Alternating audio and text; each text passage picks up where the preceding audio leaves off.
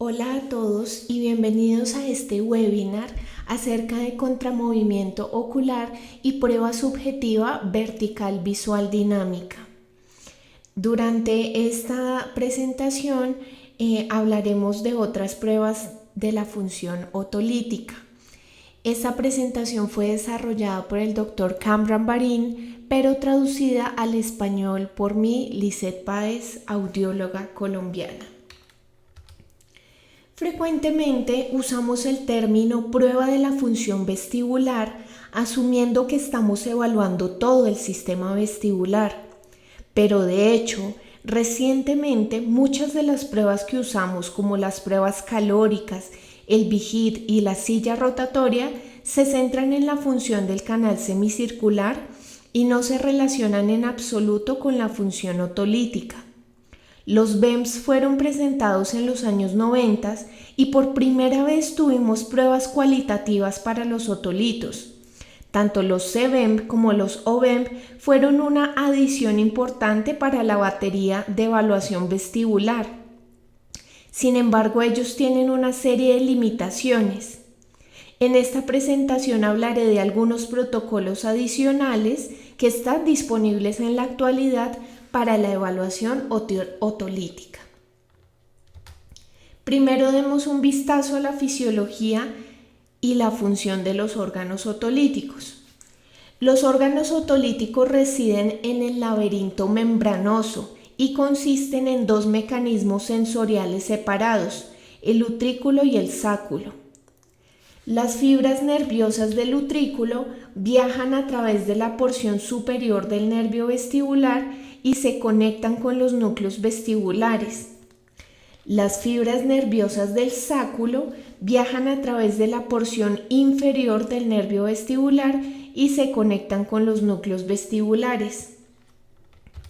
Es interesante que unas pocas fibras del nervio del sáculo se conectan con la porción superior del nervio vestibular y viajan a los núcleos vestibulares junto con las fibras del utrículo. Las células sensoriales receptoras del sáculo y el utrículo residen dentro de la mácula. La mácula consiste en tres capas. La capa superior, que es la otoconia, que son cristales de calcio carbonatados más pesados que la endolinfa circundante. Como sabemos, hay formas de BPPV en los que estos cristales llegan a los canales semicirculares. Como una nota adicional, no es claro si la otoconia pueda ser reemplazada. De hecho, no sabemos si la mácula pueda ser reparada si ésta se llega a dañar. La capa intermedia de la mácula es una membrana gelatinosa, similar a la cúpula y con la misma densidad endolinfática. Finalmente, la capa inferior son células ciliadas sensoriales y las células de soporte que mantienen las células ciliadas en su lugar. El quinocilio y la esterocilia de las células ciliadas están embebidos dentro de la membrana gelatinosa. Ambas, la mácula del utrículo y la mácula del sáculo, tienen un área donde la capa es más delgada y la otoconia es más densa. A esta parte se le llama estriola. Es de anotar que el utrículo y el sáculo no son estructuras planas, de hecho son curvas y dispuestas en un plano de tercera dimensión. Si aplicamos una fuerza a la mácula y esta causa que la capa superior de otoconia se mueva y empuje consigo la capa gelatinosa, las células ciliadas que están embebidas en la capa gelatinosa pueden inclinarse también.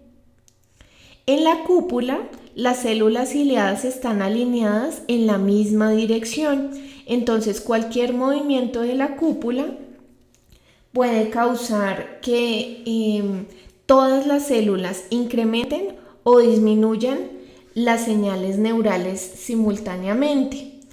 Pero las células ciliadas en la mácula están dispuestas en diferentes direcciones. Como resultado, movimientos de la otoconia y la capa gelatinosa pueden causar un incremento en algunas células y una disminución en otras. Esto significa que la detección de movimiento en los otolitos es más complejo y depende más del reconocimiento de patrones a nivel de las células ciliadas. En ambos, utrículo y sáculo, la estriola está dividida en la dirección en la que se inclinan las células ciliadas. En otras palabras, las células ciliadas en diferentes lados de la estriola se polarizan en direcciones opuestas. En el utrículo, las células ciliadas están de frente a la estriola, en ambos lados, y en el sáculo, las células ciliadas están hacia el otro lado de la estriola. Con respecto a la cabeza, el utrículo se encuentra aproximadamente en el mismo plano que el canal semicircular lateral, es decir, unos 30 grados inclinado con respecto al plano horizontal cuando la cabeza está erguida. Entonces, el utrículo es sensible a los movimientos aproximadamente en el plano horizontal cuando la cabeza se encuentra erguida. El sáculo se ubica aproximadamente en el plano vertical cuando la cabeza está en posición erguida y es más sensible a los movimientos en ese plano vertical. Recordemos que los otolitos no son planos y estas posiciones son aproximadas. Un tipo de fuerza que puede iniciar el movimiento de la mácula es generado por el movimiento lineal de la cabeza. Ejemplos de movimientos lineales incluyen manejar un auto o estar en un ascensor. Las respuestas del utrículo para detectar movimientos adelante y atrás pueden suceder manejando un auto, ya que la cabeza se encuentra erguida. Las respuestas del sáculo para detectar movimientos hacia arriba y hacia abajo se activan cuando estamos en un ascensor. Aunque solamente tenemos 2 órganos para detectar los movimientos lineales, podemos detectar también movimientos cefálicos lineales tridimensionalmente debido a que los canales semicirculares detectan movimientos cefálicos rotacionales tridimensionales. Recordemos que los otolitos tienen esta organización única de las células ciliadas.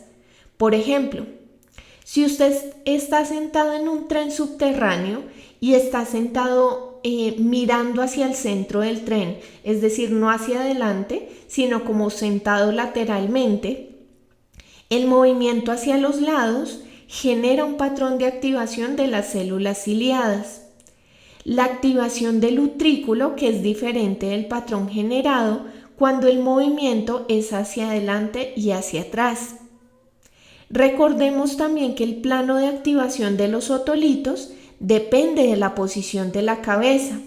Por ejemplo, si usted está haciendo un ascenso a primera clase en un viaje internacional, donde puede reclinar su silla totalmente horizontal y quedar completamente acostado, en ese caso, el sáculo detectará el movimiento hacia adelante del avión. Mientras que si usted está sentado en el avión, ese mismo movimiento será detectado por el utrículo. Adicional a los movimientos lineales, los otolitos son importantes para detectar inclinaciones de la cabeza con respecto a la gravedad. Es por esto que las fuerzas gravitacionales pueden mover las máculas tal como lo hacen las fuerzas lineales en respuesta a movimientos lineales. Los otolitos tienen la habilidad única de distinguir entre inclinaciones de la cabeza y movimientos lineales. No es claro cómo hacen eso, pero entendiendo este fenómeno, tal vez es la clave para entender la desorientación espacial que algunos pacientes experimentan en ciertas situaciones y no con movimientos de la cabeza. En general, los otolitos son quizá más importantes para nuestra vida diaria que los canales semicirculares, porque por lo menos en el planeta Tierra ellos proporcionan información importante acerca de la orientación absoluta con respecto a la gravedad. Otros sensores de la orientación, como la visión o la propiocepción, no pueden hacerlo. Por ejemplo, si usted se encuentra de pie en una habitación mirando hacia las paredes, usted puede detectar su orientación, pero si la habitación estuviese inclinada, usted no podría saber su orientación absoluta a través de las claves visuales. Es similar a estar de pie sobre una superficie. Los sensores propioceptivos de los pies y las articulaciones de los tobillos pueden decirle su orientación con respecto a la superficie. Y si usted sabe la orientación de la superficie, entonces usted sabrá su propia orientación. Pero si la superficie empieza a moverse, entonces usted perderá la habilidad de saber su orientación absoluta. Pero de nuevo, en la Tierra, los otolitos proveen la referencia absoluta que no es detectada por los otros sensores a través de la detección de la orientación respecto a la gravedad. Explicaré por qué siempre terminaremos con defecto con el sistema vestibular como un sensor que usualmente nos indica correctamente cuál es nuestra orientación cuando hay un conflicto sensorial con la visión o la propiocepción.